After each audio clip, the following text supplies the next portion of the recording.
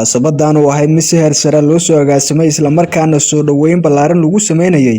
xildhibaan Siciid Siyaad Shirwac oo ka mid noqday senatarada aqalka sare ee baarlamaanka dowladda Soomaaliya deegaan doorashadoodu tahay Galmudug oo dhawaan la doortay ahna wasiirka bay'ada iyo isbeddelka cimilada Galmudug ayaa maanta ka dhacday munaasabad lagu soo dhaweynaya magaalada Cadaado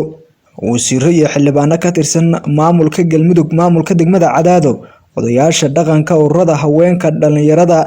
iyo qaybaha kala duwan ee bulshada ayaa ka soo qayb galay xafladan oo isugu jirtay soo dhaweyn iyo qada sharaf lagu maamuusay ka soo qayb galayaashii gudoomiyaha degmada Cadaado Cabdullaahi Cabdiraxmaan Xuseen Tootole ugu horeyntii xafladda furay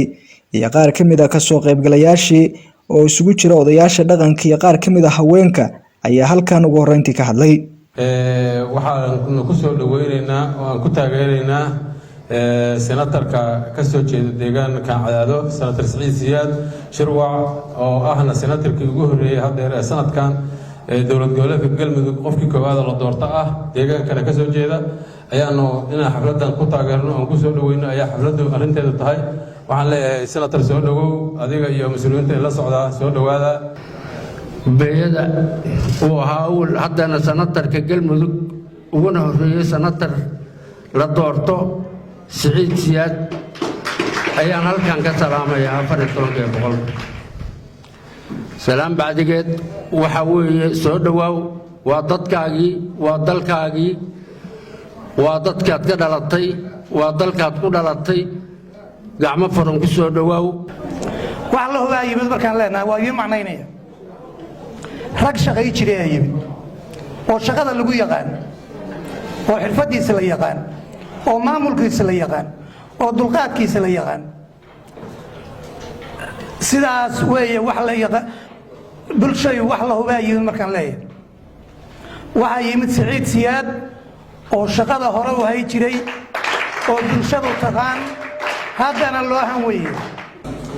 xilka intii la raadinayay oo la xusul duubayay xawaaraha intii lagu jiriyo xawli kala yaac xuuraanka hoosiyo intii xeeshu soconaysay intii haynbaxayn kale warqaba kula xakaanaysay intii beertu xididada lahayd laysna xamanayay kolkii xogaha aan jirin bulshada lagula xiiqayay Facebook warkii lagu xuso laysku xarajiiray kommentiyo xanuun badan wixii lagu xariiqayay xaajo uguba maahayn iyo bulshada xeer la kowsaday waa siyaasad xaalkeeda iyo xagabsigeeda si guud ah soo dhaweynaya senator Siciid Siyaad Shirwac oo maanta ay tahay xafladiisa soo dhaweynta dadka soo dhaweynaya la qaba senatorka laakiin waxaan ku darayaa inaan halkan ku tacsiiyo dadkii saakay ku shahiiday magaalada Camaara ka baxay dowladda Galmudug ciidankeeda iyo guud ahaan ciidanka xoogga dalka aan leeyahay Ilaahay subhanahu wa ta'ala ha u naxariisto dhimataynta dhaawacana Allah caafiyo senator soo dhawow ku soo dhawow dadka deegaanka ay ku matalaysa dowladda dhexe ee Galmudugba dadkaas ay matali doonto waxay gaar rajeynayaan sida meesha ka maqlaysaba horumar iyo inaad matalaad dhaba la timaado sidii 4 sano oo socota Galmudug nagu matalay dowladda dhexe wasiirro iyo xildhibaano ka tirsan maamulka Galmudug oo dhankooda halkan ka jeediya hadallo isugu jiray ammaan iyo bogaadin ayaa la uga bariyay in xildhibaan Siciid Siyaad Shirwac xilku dhawaan u qaaday bulshada Galmudug uu ku matali doono dowladda Soomaaliya isla markaana uu noqdo mid shacabku u matalo ugu adeega xilka uu qaaday noqdana xildhibaano Siciid Siyaad soo dhaweeyno waxaana u soo dhaweeyay awal bacnaga keenay saas darteed awal soo dhaweeyay marka laga reebo madaxweynaha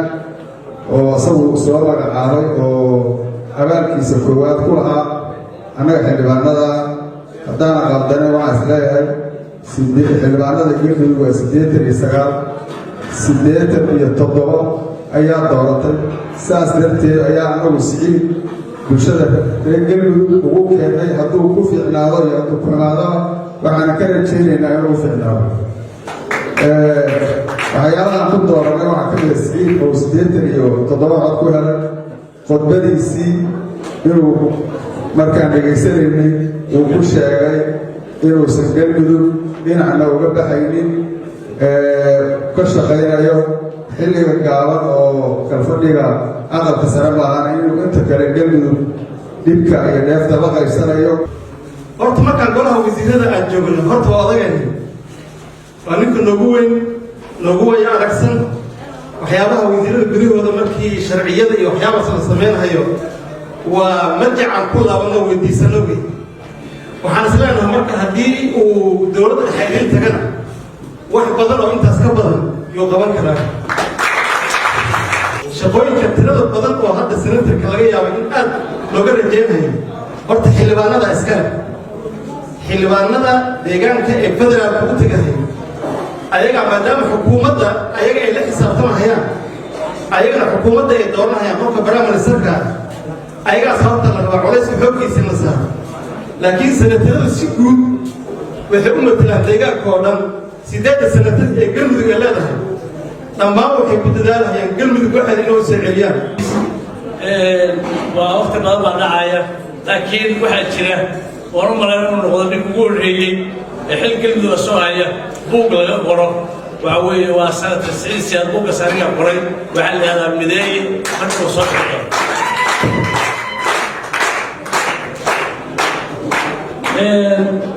mar waxa weeyaan xafladuhu mid waxa weeye waa faan midna waxa weeye waa xiid midna waxa weeyaan waa waxa yaalla in runta laga sheego xafladda tani waxa weeyaan in senatarka aynu la joogno aynu runta ka sheegno mana faanin una helin mayno wuxuu yahay u dhaada sheegayna wuxuu yahay lagu wada sheegi karee waxa weeye waa mideeye ugu dambeyntii xildhibaan Siciid Siyaad Shirwac oo kamid ah xildhibaanada aqalka sare ee baarlamaanka dowladda Soomaaliya ahna wasiirka bii'ada iyo cimilada ee maamulka galmudug ayaa halkaani ka hadlay waxa uu uga mahad celiyay soo qaban qaabiyaasha xafladan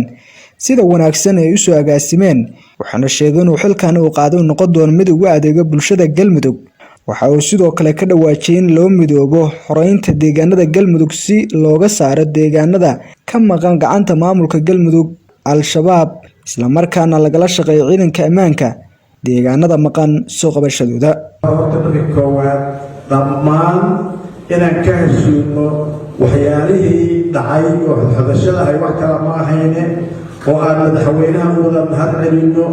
anuguna aan doonayo wixii yararka ayona dhex maray xaladale inaan ka noqono runtii intooda badan waa isoo aqbaliyayeen saaxiibaday oo ku mahadsan yihiin waxa kaleetana waxaan rabnaa dadka aan matelno oo galmudug inay arkaan inaan isugu tanaasulnay intaas dabadeed waxaa jiray dadka halkan fadhiya oo u dhashay magaalada Tacadaado muddooyin badan baa la soo shaqeeyey 2 goor oo wasiirnimaha kula soo shaqeeyey waa laga yaabaa dad badan inay wax ka tabanayaan laakiin balgaado wax gaar ma wadane dowlad jacaylka hadda aad ugu aragtaan unbaa wadeeyey dowladda jeclahay si kale u fakeynina dowladda iyo madaxweynihii markaa jira sida hadda madaxweyne Axmed Cabdi Kaariye aan garab taaganahay uma madaxweyne Axmed Ducaale Geedna garab taagnaayay wax kale ma jiro intaas dabadeed waxaa la bartay eray ah nin kula joogo lama hanto aniga maanta cidna la joogta lama arko haddii rabaan ha joogin waa la isxamanayaa maanta la isxamaayo waa la isku xarinaya waxaan idinka rabaa anugu nolosha shaqadayda maadaama aan ahay sanatarkii idinku matelay dowladda dhexe baahiyaha aad qabtaan oy ugu horeyso in la iska dhiciyo nimankaas meelna loo jeedi waayey inaad ugu garab siisaan waxaan bedelay 2 bilood oo shaqadu hadda socoto doorashadu xoogayga iyo xariggayga inaan saaro halkaas si nimankaas aan iskaga dhicino waxaan rabaa inaad daba gashaan wiilasha ugu soo dartaan ila shaqaystaan nin kula jooga laba xataa la bartay mikrafoon dheer ku leeyahay haddayna nimankaa iska gabadha waxba loo soconayo waa arrin loo baahan yahay inaan u baraarugno habeen kasta waa la isku soo dheelmaday iyo halkaasay ka baxday iyo reehbelaa lagu hakraday arrinta noocaas iyo naafici maayo Maxamed Nuur Axmed raadiyaha iyo TV-ga Dalsan magaalada Cadaado